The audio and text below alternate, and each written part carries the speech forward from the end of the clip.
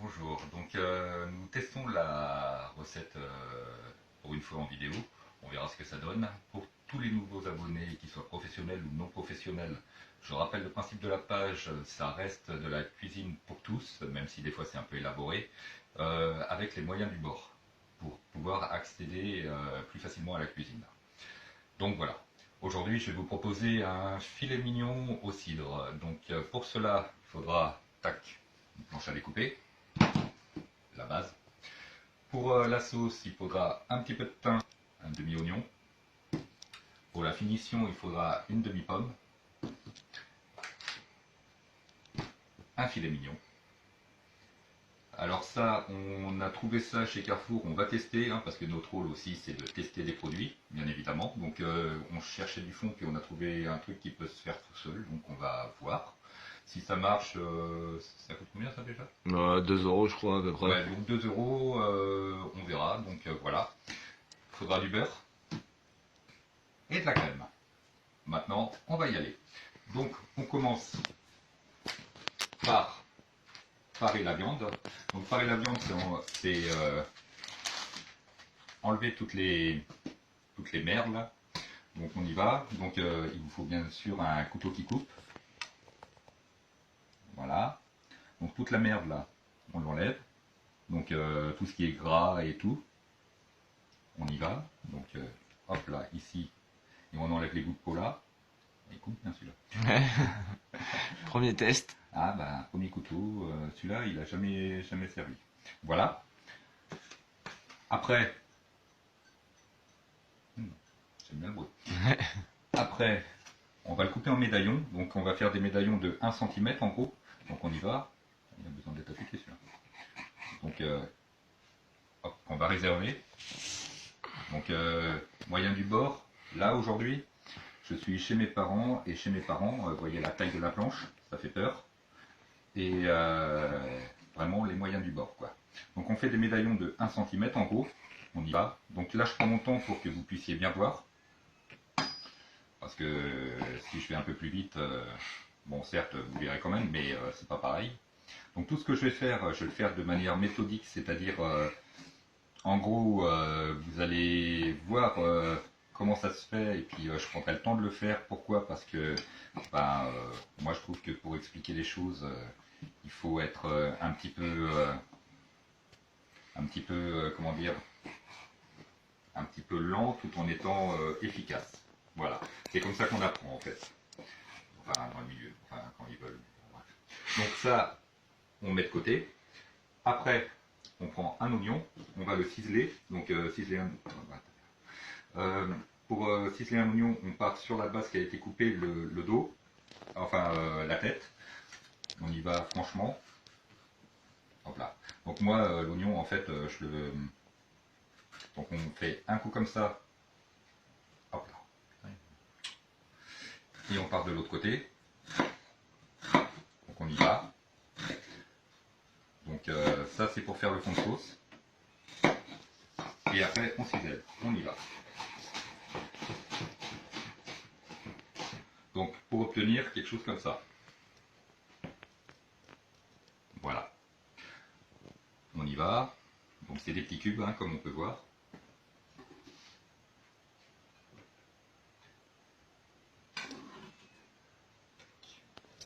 Voilà. On va éplucher la demi-pomme parce que bon, on sait que la pomme ça peut être digeste et non digeste en fonction de la pomme. Donc il vous faut un économe bien évidemment. Donc on y va. La pomme on va la faire en mirepoix aussi, mais un peu plus grosse. De manière à ce qu'il y ait ce côté croquant dans la sauce pour rappeler en gros le goût de la pomme puisqu'on va mettre du cidre. Donc on y va comme ça. Voilà, tout au... Eh bah vas-y, oh. La planche, voilà quoi. Donc moyen du bord, la Ah, planche est toute petite, ça glisse, c'est pas cool quoi. Donc on y va. Voilà. En même temps, elle finira de cuire, enfin elle va cuire un petit peu quand la sauce se finira. Donc pour obtenir des morceaux comme ça quoi. Voilà. Et maintenant, on va passer à la sauce. Donc, on va changer de côté. Parti. Alors, on va commencer la sauce. Donc la sauce, j'ai allumé le feu. On va mettre un petit peu de beurre pour faire revenir les oignons. Donc une noisette de beurre, hein, comme vous pouvez voir. Si tu veux faire un plan, voilà.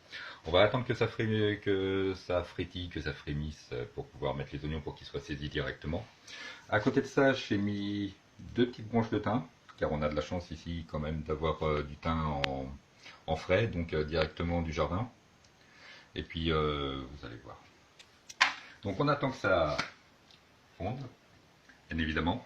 Donc si vous voulez, autrement à côté, bah, si vous venez d'arriver, vous regardez sur la page, vous avez beaucoup, une vingtaine de recettes étape par étape en images, avec toute la description. J'oublierai pas de mettre la description pour celle-là aussi, hein, parce que bon, c'est bien. Donc là on baisse le feu et on rajoute les oignons avec le thym.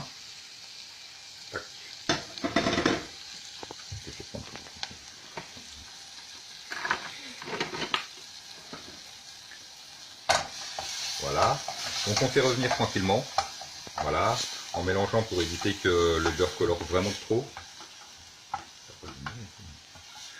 Voilà. Alors quand je vous dis avec les moyens du bord, eh ben, on s'adapte parce qu'on n'a pas le choix. Ici, il n'y a pas de mesureur, donc on sait approximativement à quoi correspond chaque quantité, et heureusement ma foi. Donc une fois que les oignons commencent à être un peu translucides, un peu beurrés, enfin juste comme il faut, sont entre croquants et cuits. Donc du coup, en mettant le liquide, ils finiront de cuire tranquillement. Donc là, on a 20 centilitres d'eau. Normalement, on peut déglacer vin blanc, mais vu qu'on va mettre du cidre plus tard, ça sert trop à rien. Donc là, on va mettre 20 centilitres d'eau et 10 centilitres de cidre. Voilà. Et on va attendre que ça bouillonne. Enfin, quoi que... on va lire, hein, puisqu'on teste. Donc alors, dosage, cuillère à café bombé, 10 centilitres d'eau. Ce qu'on va faire, c'est la préparation déshydraté dans le liquide bouillant ou à froid. On va le faire à froid. Donc alors, on va prendre une cuillère à café et ça va être sympa ça, l'ouverture elle est super. Donc, après lecture, donc c'est une cuillère à café tous les 10 centilitres. Donc on en a mis 20, 30, 30. Donc vu qu'on va rajouter de la crème, on va en mettre une demi en plus. Voilà. Mais comme je vous dis, on teste, parce que notre métier c'est tester aussi. Donc là on va voir comment ça va cuire. Notre métier c'est tester, donc du coup, et ben là c'est un truc qu'on connaît pas, que je ne connais pas. Donc à voir. Voilà. On va garder le beurre un peu plus tard parce qu'au préalable, on a cuit des pâtes, on va faire ça avec des pâtes. Et puis voilà. Bon, je te laisse. Et c'est parti. Alors, avec le test, on voit que la sauce épaissit toute seule. Donc, au lieu de prendre un roux, de faire un roux, ça permet, finalement, c'est une bonne trouvaille. Donc, pour ceux qui n'ont pas l'habitude de faire les sauces et qui ne savent pas faire un roux, ça peut être pratique. Donc on va vous remettre, hop là. Donc je sais pas si ça se trouve chez Leclerc, mais là c'est la marque Carrefour, ça s'appelle comme ça. Et la sauce se lie automatiquement, c'est assez impressionnant d'ailleurs. Bon, mais bon, on verra le résultat à la fin. Voilà. Donc là on va rajouter les pommes pour qu'elles cuisent un petit peu. Voilà. On va laisser 2-3 minutes. Après, on ajoutera la crème. Attends, je vais prendre un bout de papier pour mon repose-play. Donc voilà. Donc là, on va laisser cuire un petit peu. À côté de ça, vous prenez de la crème liquide épaisse, non épaisse. Là, j'ai pris de la légère. Il faut faire attention à sa ligne. Hein, quand même. Non, ça c'est le vin d'humour, on s'en fout. C'est juste pour crémer la sauce. C'est pour la forme. Ouais, voilà, c'est le fond et la forme, on va dire. Donc voilà. sais pas, mais moi j'ai toujours un problème avec ça. J'aime pas quand les ouvertures sont ainsi. On va la couper, on verra ça plus tard. Donc là, les pommes commencent à cuire tranquillement. On va gentiment crémer. Alors la quantité, on est à 5 centilitres en gros. 5, ouais, à peu près. Pour avoir, tac, un truc comme ça. Donc là, les pommes ont eu le temps de cuire à l'extérieur gentiment, mais elles sont croquantes à l'intérieur. En fait, il n'y a que la pellicule extérieure qui est cuite. Voilà. Donc on peut dire, là, ça y est, pour vérifier si une sauce est prise, c'est simple. On prend, on met son doigt. Si ça coule entre le doigt, enfin sur la trace de doigt, c'est que c'est pas pris. Si ça coule pas, c'est que c'est pris. Et là, comme vous voyez, c'est pris. Il y a la trace de mon doigt. Hop, on réserve à côté. Alors là, on va passer à l'étape de la cuisson. Donc, comme vous avez vu, j'ai cuit des pâtes au préalable. J'en ai mis dans une casserole et on va les monter au beurre. Donc, les monter au beurre, c'est pas très compliqué. J'ai mis un fond d'eau vraiment. J'ai mis un fond d'eau et je rajoute à peu près, je sais pas, allez, on va dire 15-20 grammes de beurre. C'est pas très diététique, je l'accorde, mais voilà, la cuisine c'est pas vraiment diététique. Et à côté de ça, j'en mets aussi pour le filet mignon. Le filet mignon, on va simplement le poêler aller-retour puisque c'est la seule partie de viande qu'on peut manger rôdée. On va mettre un petit peu d'huile pour éviter que le beurre noircisse. Ça, c'est l'astuce. Tac. Ah, ça vous polie. Donc là, le temps que ça prenne, en fait, monter au beurre, c'est pas très compliqué. On mélange, on réchauffe les pâtes et on les mélange. On peut dire que c'est des pâtes au beurre, mais elles vont être lustrées, elles vont être plus, vu que mes pâtes sont froides, voilà quoi. Donc là, on va mettre le filet mignon. Donc le filet mignon, on va le poêler simplement 2-3 minutes de chaque côté.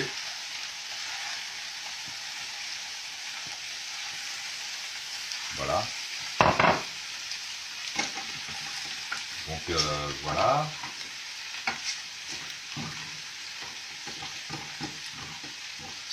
Donc oui, c'est vrai que notre métier nous permet de faire deux choses à la fois. Ce n'est pas obligatoirement. Vous pouvez au préalable cuire vos filets mignons, ils vont pas refroidir tout de suite. Et puis montez vos pâtes au beurre. Donc là on les tourne, on attend qu'ils aient une petite couleur assez sympa. Voilà. Le moyen du beurre, des fois, voilà. Donc c'est gentil. C'est une petite cuisson gentille, on prend un peu vite histoire de saisir la viande des deux côtés et après on baisse le feu de manière à ce que ça cuise gentiment. Là de l'autre côté nos pâtes elles sont presque chaudes. Donc il reste des morceaux de beurre comme on peut voir. Là. Et il y en a un autre ici. Donc 2 morceaux de beurre. Et en fait le truc, c'est une fois que les pâtes sont chaudes, monter au beurre, c'est simplement avec la chaleur des pâtes, répartir le beurre sur toutes les pâtes en fait, histoire de les lustrer un peu. Les pâtes sont cuites al dente, puisque quand on réchauffe obligatoirement, ça cuit encore. Donc voilà. Donc comme on peut voir, le beurre a disparu et les pâtes sont lustrées. Voilà. On va laisser un petit peu l'histoire qui réchauffe encore un petit peu. Donc hop là, le filet mignon est bientôt prêt.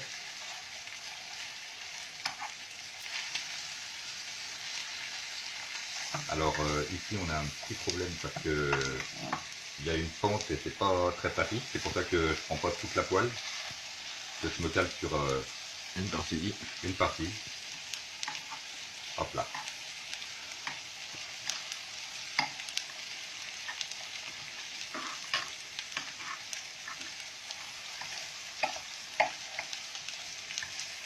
n'oublions pas à côté, tac, on va éteindre les pâtes. N'oublions pas à côté que il faut saler et poivrer. Oh non,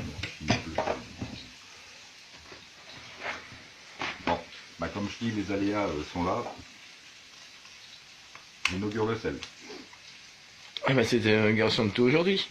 Ouais, alléluia. On sale le poivre. Vous allez me dire, je n'ai pas salé le fond, mais le fond est assez, normalement assez salé, et vu que celui-là je ne le connais pas, ben, je préfère pas me tenter, quoi. Donc on verra sur peu. Donc voilà. Donc là maintenant on va passer au dressage, puisque c'est facile de passer au dressage quand je fais ça en photo étape par étape. Là vous allez voir comment on peut dresser. Je vais vous faire une assiette en particulier. Après, on va dire qu'on n'a pas obligatoirement ce qu'il faut. Pour la présentation, j'ai pas de ciboulette, j'ai pas de bourrache, j'ai rien. À part un petit bout de pain. Donc on verra ce que ça donne. Donc les pâtes, on va les mettre dans un cercle. Tac. On va prendre une cuillère pour passer.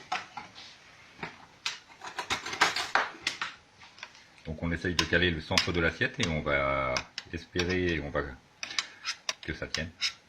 Donc on tasse et hop, magie, non même pas. Non, ça tient pas. Bon, ça tiendra pas, mais bon, c'est pas grave. L'idée est là. Après l'idée est là. On va mettre le filet mignon comme ceci. Enfin, de toute façon, voilà, comme ceci. Donc c'est un plat qui peut mettre une demi-heure quand on le fait gentiment, et un peu plus autrement.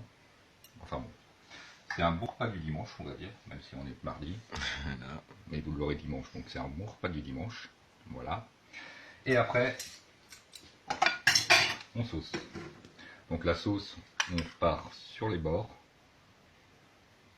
Hop. Voilà.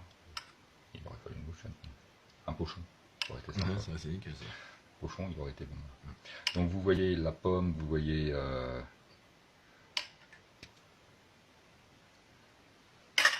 voilà. Et on finit par un bout de thym parce que j'ai que ça. Voilà. L'assiette n'est pas terrible, je le confirme. Mais quelque part, le fond est là. Si vous beurrez un peu plus vos pâtes, normalement dans le cercle, ça va glisser tout seul. Ouais.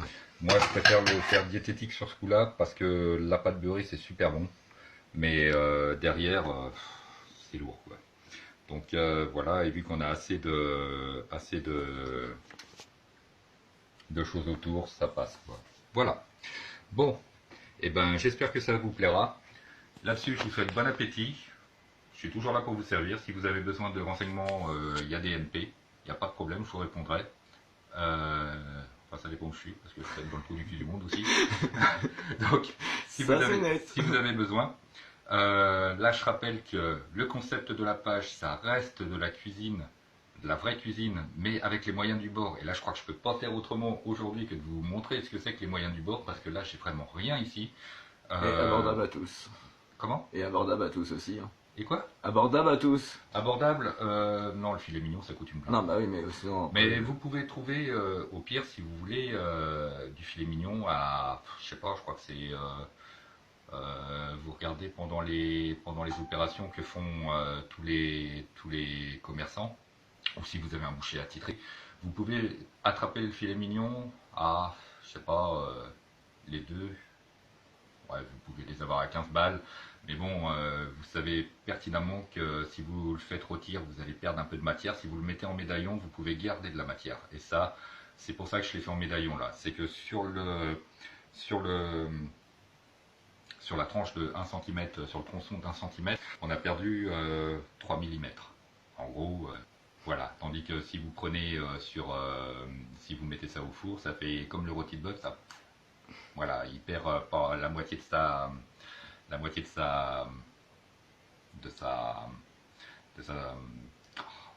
trouve-moi le mot, la moitié de son volume.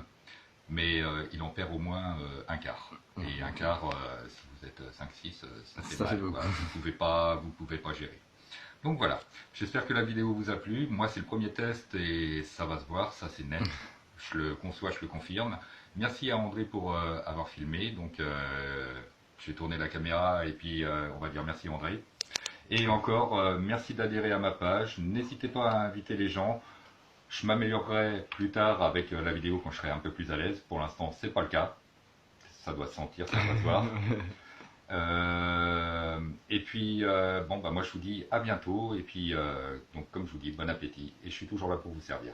On laisse la fin pour André, puisqu'il a été bien gentil à filmer, crois-moi, et à m'aider de l'autre côté pour trouver des mots, parce que j'ai un peu balbutié.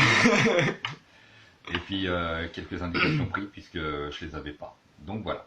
Donc merci André, encore, et je te laisse le mot de la fin. Allez, on tourne la cam. À toi. Eh ben, je vous souhaite à tous un bon appétit et régalez-vous. À plus tard.